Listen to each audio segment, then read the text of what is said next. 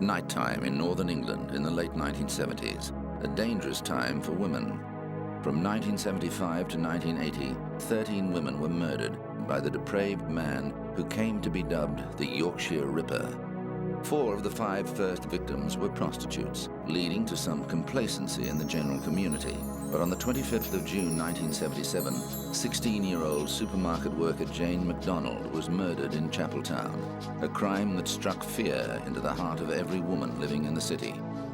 The Ripper would take his victims by surprise, bludgeoning them in the head with a hammer, then slashing them across the stomach and back with a knife, before sexually assaulting them.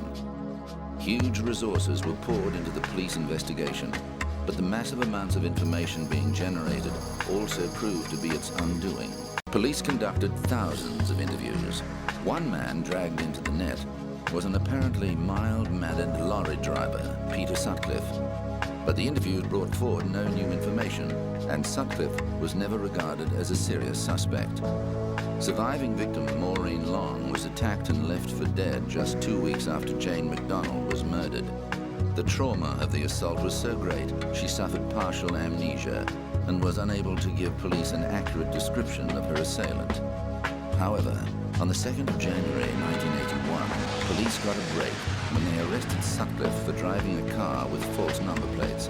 Because he was in the car with a prostitute and he fitted many of the characteristics of the killer, including a gap between his front teeth, Sutcliffe was held for questioning.